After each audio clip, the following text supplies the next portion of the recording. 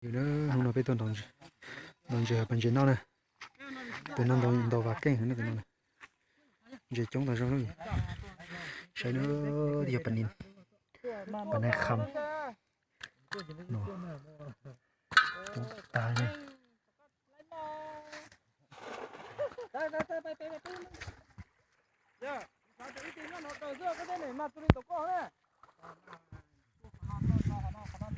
rồi không có sắp lại đâu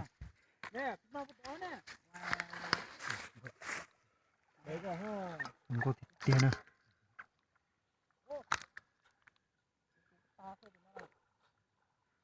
để đây nhớ đồ bắn om nữa đang xây sầm bún nữa tôn đỏ từ cái tì là bắn gì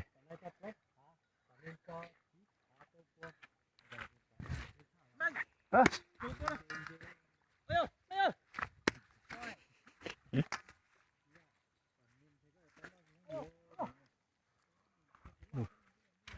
trông tía rồi tía bù rồi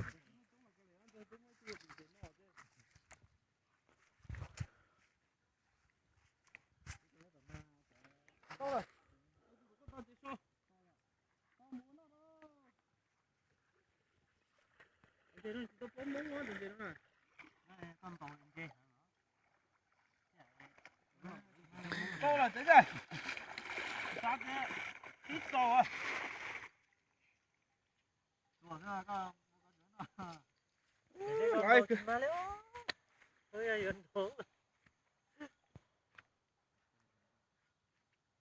có số có mình chỉ lọ tí ba tí kia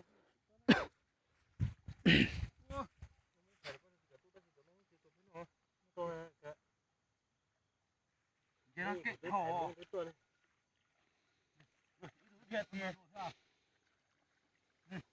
đâu tao lấy thế nào nhá mà thế nào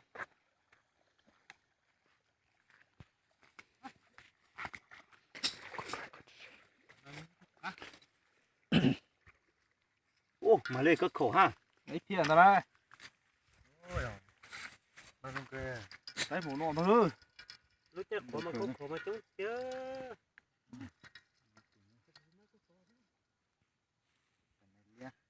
cách chưa chứ lúc trước khổ chứ năng gỗ cái chỗ lô ha cách chưa mà lên mà thôi làm bằng đây rồi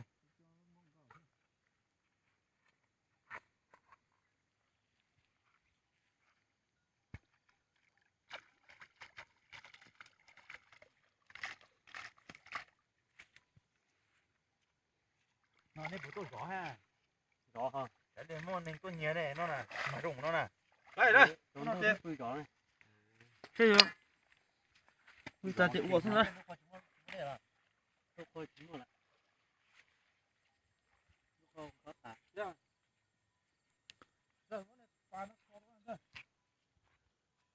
yeah yeah thôi lên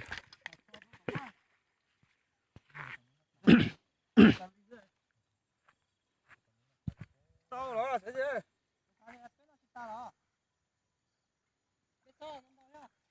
chị tao tẩy lôi đó cho nó cũng bị cho nó thấy chè để chúng mày tối đi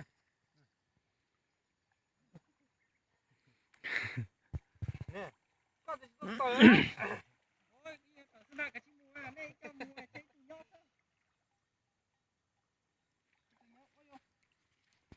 cái uống đây hả nó còn trên của của trên chỉ vàng trên của cũng một bà nữa thì thế đấy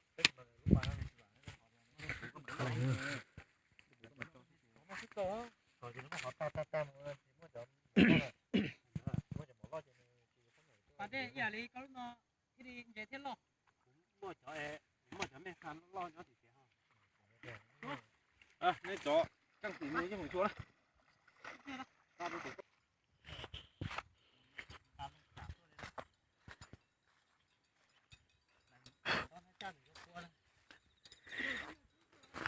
à alo bây giờ chị biết cái xài cho bà lo nó cái lỗ nó Ủa phải ha? ô không đâu Qua kia bị đó nhỏ nó. cái lỗ Tao chạy bên chạy mông nó mông rồi ấy. rồi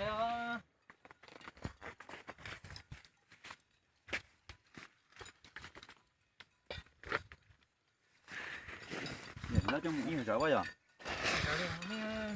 Sao lại sao?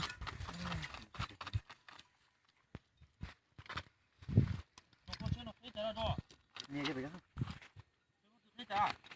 Đi thì gì đi thì là cái lọ. mình mới chạy mẹ chứ Đi thì là Mẹ chi đó? Chà, chà mới chán rồi chà. Đây ta hư.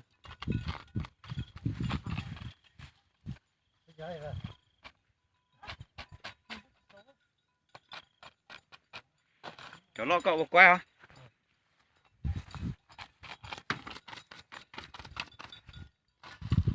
Phải một cái rồi. Chỉ tí trắng vậy à? Thì trang thì trang này, trang cần trang. Đi muốn Đi không mua à? Đi không nữa. tao nó trên tu nào nó chạy chọn chạy nó mua bé tươi luôn Nó có sủng cua hả? Chỉ mấy hay à? cho nó đúng không Mình Mua mấy thùng của bua hàn thì của bua to alo lì hay tiền đó lấy chó. Cái tôi mua alo. Cái tôi mua ít lô. Còn này nữa. có phải này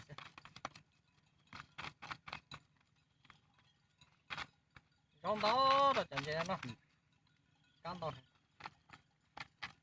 Mấy cũng đó lấy cho nó rồi cái nó đắt tiền là anh chỉ nó rong dê hình như rồi cho lấy tiền nó vậy.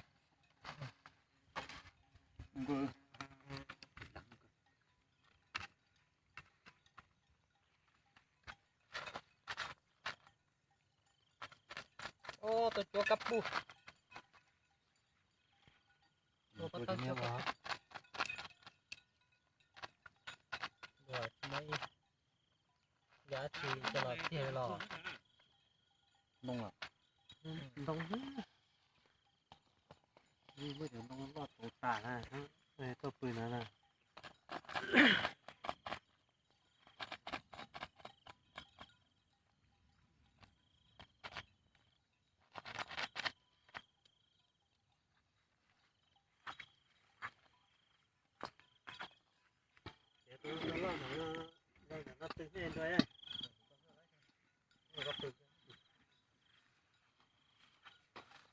Khó thế.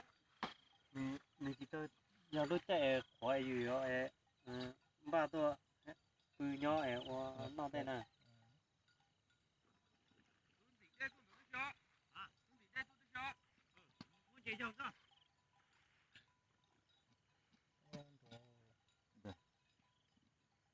có xài lò có xàiเลย Được đấy hả?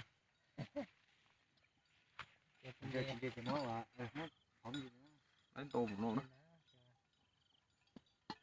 nó chứ tên nó cho này nha thế mà tô hô lụt ta đấy Từ bữa lúc thay nó rồi bây giờ tôi Ra cho nên mà. ít tôi chơi cho cú kia thế ta. Ra cho nên tí. bé lần Chịu thua. thay lâu lần chỉ lần thế Anh chơi thì mấy ai sao? chỉ cho bé lần thay thế cho ô tô đồ bé nó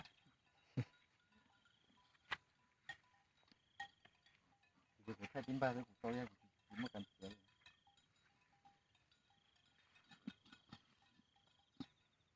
vài chỗ đồ lục luôn Chùa chùa chi hả? Thì anh đấy chỉ chùa hả?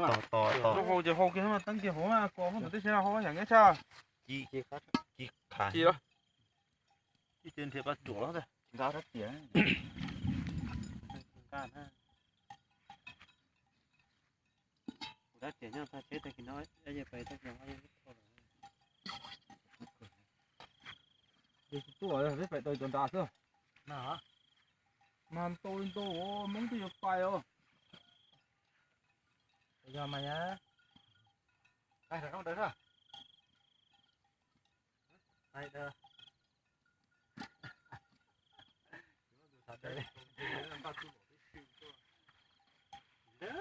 Bên đây tôi mà có mà nó Đấy, hai mẹ nhỏ ta này rồi tu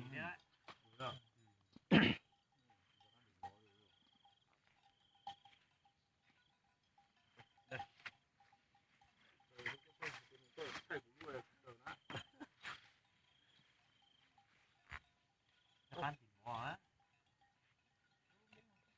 Kia là mà đi tập ra không có được.